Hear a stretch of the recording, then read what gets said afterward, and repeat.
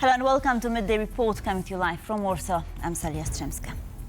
The European Union has signed its first ever defence and security agreement with India. This comes on the heels of a massive trade deal. To break down what this new partnership really means and why the two sides are moving closer together, I'm joined now by our Brussels correspondent, Alex Cadier. Hi, Alex. So what does this agreement actually involve and what's driving this rapprochement, if you will?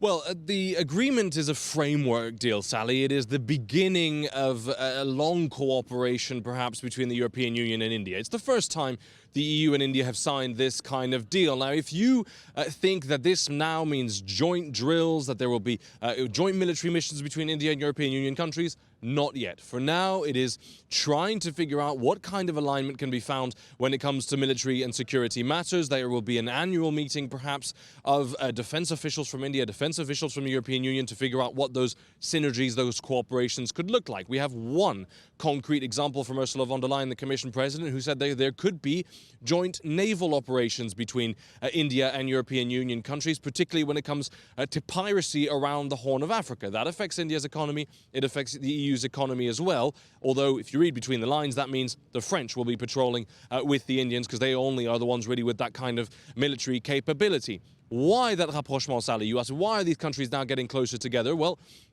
clearly, there's a desire, as we've seen with the trade deal, for a closer relationship between India and the EU. India is wanting to diversify its defense partners. The EU wants to have a better relationship with India. It may also be wanting to slowly move India away from its historic defense partnership, which is Russia.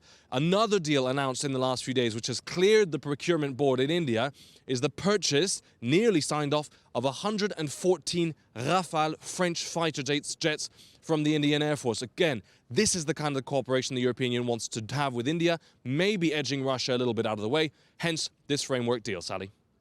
Alex Cadier reporting from Brussels. Thank you, much appreciated. Poland's Foreign Minister Radosław Sikorski has once again taken aim at Elon Musk.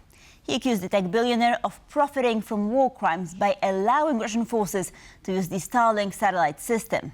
According to the Institute for the Study of War, Russian troops are increasingly relying on Starlink to extend the range of their drone attacks against Ukraine. A fresh tit for tat. Poland's foreign minister and the world's richest tech billionaire are back at it again. Poland's foreign minister Radosław Sikorski is publicly challenging Elon Musk over claims that Russia is using Starlink systems to carry out drone attacks on Ukraine. Hey, big man, why don't you stop the Russians from using Starlinks to target Ukrainian cities? Making money on war crimes may damage your brand. The Institute for the Study of War says Russian forces are increasingly using Starlink-equipped attack drones, allowing them to evade jamming and to strike at much longer ranges. According to ISW, Starlink-equipped BM-35 strike drones can reach up to 500 kilometers, placing most of Ukraine and parts of Poland, Moldova, Romania, and Lithuania within impact range. Elon Musk took to his own platform to fire back at Sikorski. This drooling imbecile doesn't even realize that Starlink is the backbone of Ukraine military communications. The Starlink dispute comes as U.S. lawmakers raise larger concerns about why American-made electronic components have been appearing in Russia's advanced air defense systems. I was concerned to learn from a December Loyal United Service Institute report that Rogers printed circuit board laminates are being used in critical aspect of Russia's S-400 and S-500 air defense systems. These systems allow Russia to defend against Ukrainian strikes, operate further from the front lines, protect war-fighting infrastructure, and, in the case of the S-500, undermine Western deterrence. Open source evidence shows that sanctioned Russian entities within VKL Almazanti are using US and Chinese-made laminates sourced primarily via China. And as the fighting intensifies on the battlefield, the political battle playing out online and in public has grown only louder. The Danish royal couple have arrived in Lithuania for an official state visit. King Frederik X and Queen Mary are set to be received shortly by President Gitanas Nausėda. Our correspondent Don Orlev is on the ground in Vilnius. Good afternoon, Don. So what does today's agenda look like for the Danish royal couple? Yes, good afternoon. Well, the royal couple and the Danish delegation arrived in the country just a little while ago. They came from Estonia. Now, once this official state visit is complete, the Baltic states will have been seen by this new king who's just been on the throne for a little bit over since 2024. Now, their plans here for the day, of course, they're going to arrive here very shortly, the King and Queen of Denmark. There will be an expanded meeting with the President and the First Lady, of course, here in the Presidential Palace. I've just seen the Defense Minister has already arrived, as well as the Foreign Minister of Denmark. The delegations will get together. They'll also have an extended meeting, and then the First Lady and the Queen, Mary, will go to the Ukrainian Center. They will speak to Ukrainian refugees, women and children that are living here in Lithuania as a result of the full-scale invasion. And, of course, tonight will be the banquet, if you will, a official dinner for the delegations, of course, for the President and the royal couple. So that's what we're looking at, but the delegations is probably something we want to focus a little bit more on. Right, you've mentioned that there's a delegation traveling with the King and Queen, so including foreign, defense and energy ministers. What are they expected to concentrate on? Right. So according to the agenda, not much is known exactly what the content of the meetings are going to be here, but we do know that, Denmark has forward troops in the NATO's forward presence here in the Baltic states. Now they're just coming back from Estonia. And, if we look at the situation in and around Greenland, the United States threats and what have you, there is no official statement on that matter that they will be discussed here. But we can infer from previous statements that potentially the Danish delegation will be looking to shore up support for Danish sovereignty and, of course, for protecting the Arctic, something that NATO will have a new mission to carry out. Sally? Don Arlef reporting from Vilnius. Thank you. And now an update on Ukraine, as Russia has once again attacked the country with a barrage of missiles and drones. At least 2 people were killed and 4 wounded on the outskirts of Kyiv. The Ukrainian Air Force has reported that it destroyed 103 out of 146 Russian drones deployed against Ukraine since the evening of January 27th. On Wednesday, Ukraine's energy infrastructure was once again battered by military action. Explosions could be heard overnight in Kyiv as Ukrainian air defenses fended off the assault. 2 people were wounded in a missile attack on Kryvyi Rih's infrastructure facility. Meanwhile, in Zaporizhia, 3 people were wounded in the courtyard of a residential building by Wednesday attack. With hospitals in Ukraine under heavy strain, Latvian medics are helping the country cope with the influx of patients.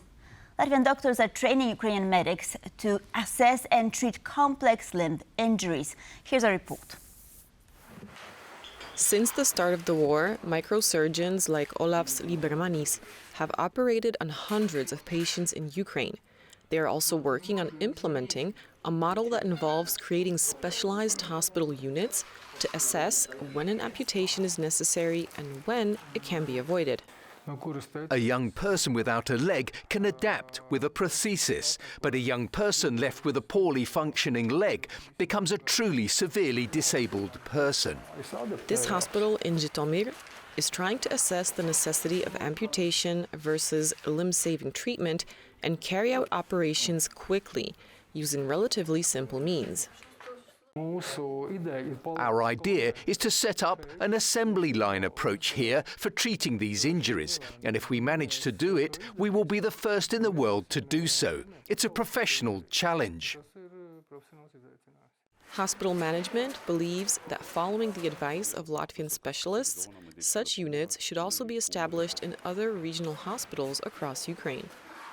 The department has been operating for only 2 months, and I can already see the results of its work. And I will say that this is exactly the highly specialized medical care we were hoping for, and we have received it. Thank you to the Latvian government and the Latvian people. And as the war continues to place immense pressure on Ukraine's healthcare system, cooperation with Latvian surgeons is helping to save limbs and lives. responding not only to the immediate demands of war, but strengthening surgical care for the future. France is moving to significantly tighten its rules on internet use, particularly when it comes to children and public institutions. Lawmakers have voted to ban social media for those under 15 and to restrict the use of mobile phones in high schools. At the same time, the government is also banning public officials from using American platforms like Google Meet, Zoom or Microsoft Teams, signaling a broader push for digital sovereignty. With 130 votes in favor and 21 against, the National Assembly has adopted the text. And just like that, France becomes the first country in the European Union to ban social media for children under 15. I guess I'm curious how they plan to enforce this ban and ensure that children aren't going to just find more dangerous platforms to be on. France may be the first in Europe, but it's not alone globally in its crusade against social media platforms. Across the Atlantic, tech companies are facing growing legal pressure. Do we want a society of violence, of brutality, of permanent power struggles, of cyberbullying? For instance, in Los Angeles, a teenage girl has filed a major lawsuit against social media companies, blaming them for designing addictive products that harmed her mental health. Her case is now one of several fueling bans, investigations, and a broader reckoning with how these platforms are built. So for example, we saw the exact type of litigation with tobacco companies in the 1990s. And even before that, we saw Surgeon General warnings put on tobacco products because of their addictive and cancer-causing qualities. The move in France, championed by President Emmanuel Macron as a way to protect children from excessive screen time, also bans the use of smartphones in schools and will be in effect from the start of the new school year on September 1st. Banning social media for those under 15. That's what scientists are advocating. That's what the French people are overwhelmingly demanding. Because our children's brains are not for sale, neither to American platforms nor to Chinese networks.